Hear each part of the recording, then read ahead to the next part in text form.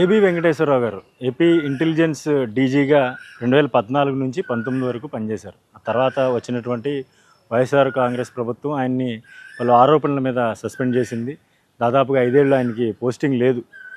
ఎందుకంటే ఆయన మీద గతంలో ఆయన వైఎస్ఆర్ కాంగ్రెస్ పార్టీకి వ్యతిరేకంగా పనిచేశారని, ఆ పార్టీకి కొంత ఇబ్బందికర పరిస్థితుల్లోకి నెట్టేందుకు ప్రయత్నం చేశారని చెప్పేసి వైఎస్ఆర్ కాంగ్రెస్ పార్టీ ఆరోపణ. అయితే అందులో భాగంగానే 2019 నుంచి 24 వరకు వైఎస్ఆర్ కాంగ్రెస్ పార్టీ ప్రభుత్వంలో ఆయనకి దాదాపుగా పోస్టింగ్ లేదు. చివరి రోజు పోస్టింగ్ ఆయనకి పోస్టింగ్ ఆర్డర్ ఇచ్చిన ఆ రోజు జాయిన్ అవ్వడం, వెంటనే రిటైర్ అయిపోవడం కూడా జరిగింది. అయితే తెలుగుదేశం పార్టీ ప్రభుత్వం అధికారంలోకి వచ్చిన తర్వాత, కూటమి ప్రభుత్వం అధికారంలోకి వచ్చిన తర్వాత ఆయనకి మంచి ఇంపార్టెన్స్ దొరుకుద్ది, ఆయన మంచి ఇంపార్టెన్స్ ఉన్నటువంటి పదవి ఏదో ఒకటి ఇస్తారు, నామినేటెడ్ పదవి ఇస్తారని చెప్పి అంతా భావించారు. అయితే పోలీస్ హౌసింగ్ కార్పొరేషన్కి సంబంధించినటువంటి చైర్మన్ పదవి ఆయనకి కూటమి ప్రభుత్వం కట్టబెట్టింది. కానీ దాన్ని ఆయన తీసుకోలేదు, ఆయన దాన్ని అంగీకరించలేదు, దాంట్లో జాయిన్ కూడా అవ్వలేదు. ఆయన దాన్ని అలాగే వదిలేశారు. అయితే ఇచ్చినటువంటి ఆర్డర్స్ ఇచ్చినటువంటి కొంతకాలానికి ఆయన బయటకు వచ్చారు, మీడియా ముందుకు వచ్చారు.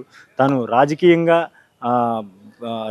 రంగప్రవేశం చేస్తున్నానని చెప్పేసి ఆయన రాజకీయంగా పొలిటికల్గా ఇకపై చాలా యాక్టివ్గా ఉంటానని కూడా చెప్పారు. అయితే ఏ పార్టీలో చేరతాను, ఏ పార్టీ తరపున తన రిప్రజెంటేషన్ ఉంటుందని ఎక్కడా స్పష్టంగా చెప్పకపోయినప్పటికీ ఆయన పొలిటికల్గా ఎంట్రీ ఇస్తున్నానని చెప్పి ఆయన 2 ముఖ్యమైనటువంటి కార్యక్రమాలు నిర్వహించారు. ఒకటి, దాంట్లో జగన్మోహన్ రెడ్డి గారి మీద విశాఖపట్నం ఎయిర్పోర్ట్లో జరిగినటువంటి కోడికత్తి దాడి చేసినటువంటి జనిపల్లి శ్రీనివాస్కి తాను అండగా ఉంటానని, ఈ కేసులో తనకి ఎటువంటి న్యాయం జరగలేదు, అన్యాయం జరిగిందంటూ కూడా ఆయన మాట్లాడే ప్రయత్నం చేశారు.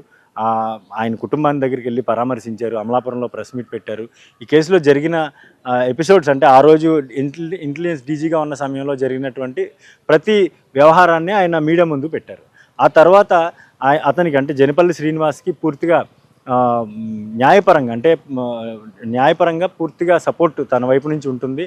అవసరమైతే ఇంటలెక్చువల్స్, తర్వాత కొన్ని ఉన్నత వర్గాల నుంచి తాను ఫండింగ్ తీసుకుని న్యాయపరంగా అతనికి సపోర్ట్ చేసే విధంగా కూడా తను వ్యవహరిస్తానని కూడా ఏబి వెంకటేశ్వరరావు గారు చెప్పారు. అయితే ఆ తర్వాత కొద్ది రోజులకే, ఒక వారం 10 రోజుల గ్యాప్లోనే కాకినాడ కూడా విచ్చేశారు. ఆయన కాకినాడ విచ్చేసి కాకినాడలో ఉన్నటువంటి మరొక ఇంట్రెస్టింగ్ కేసు, ఇది చాలా సంచలనం కలిగించినటువంటి కేసు ఏదైతే ఉందంటే అనంతబాబు గారి డ్రైవర్ సుబ్రహ్మణ్యం హత్య కేసు. ఈ వీధి సుబ్రహ్మణ్యం కుటుంబం దగ్గరికి వెళ్ళారు. అక్కడ నుంచి జిల్లా కలెక్టర్ గారిని కలిశారు.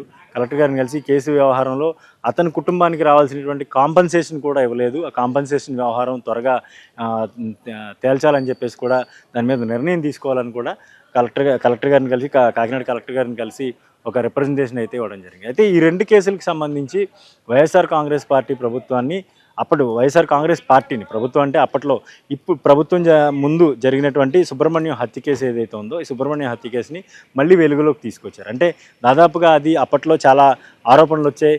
సొంత పార్టీ ఎమ్మెల్సీ కాబట్టి ఆయన మీద ఎటువంటి చర్యలు తీసుకోకుండా, ఛార్జ్షీట్ వేయనివ్వకుండా అడ్డుపడి అతనికి బెయిల్ వచ్చేలాగా ప్రభుత్వమే వ్యవహరించిందనే ఒక ఆరోపణ కూడా ఉంది. దీనికి సంబంధించి పూర్తిస్థాయి విచారణ జరగాలి.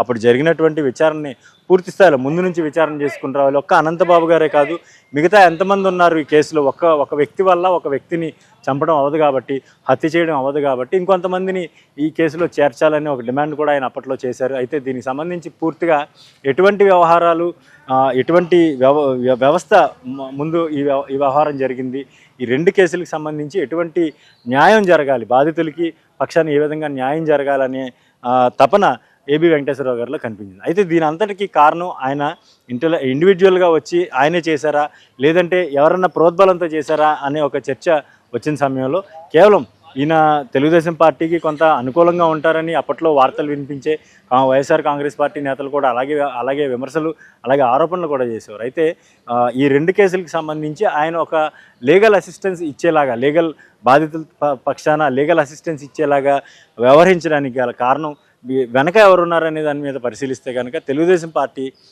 పెద్దలే దీన్ని వెనుకుండి నడిపిస్తున్నారని ఒక ఆరోపణ కూడా ఉంది. అయితే దీన్ని ప్రస్తుతం మనం పూర్తిగా నిర్ధారించలేకపోయినా ఈ 2 కేసులు మాత్రం అటు వైఎస్ఆర్ కాంగ్రెస్ పార్టీని ఇబ్బంది పెట్టే కేసులే.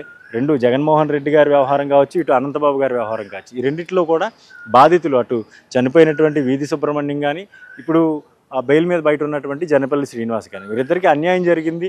పూర్తిగా న్యాయం జరగాలి. న్యాయం జరిగితే కనుక వైఎస్ఆర్ కాంగ్రెస్ పార్టీకి పూర్తిగా ఇబ్బంది అనేది తప్పదన్నది కూడా మనకి తెలుస్తూ ఉంది. సో దీని వెనక కేవలం ఒక స్ట్రక్చరల్గా, అంటే ఒక వ్యవస్థ వ్యవస్థీకృతంగా దీన్ని నడిపించాలి. దీన్ని నడిపిస్తే కొంతమంది ఇప్పుడు ఎమ్మెల్సీ అనంతబాబు గారు ఈ కేసులో అరెస్ట్ అయితే, మరోసారి అరెస్ట్ అయితే ఇది సంచలనమే అవుతుంది. ఎందుకంటే ఈ హత్య కేసు అనేది అప్పట్లో చాలా సంచలనం. ఇంటికి తీసుకొచ్చి శవాన్ని ఇంటి దగ్గర పెట్టి డోర్ డెలివరీ చేశారని తెలుగుదేశం పార్టీ నేతలంతా కూడా ఆరోపించారు.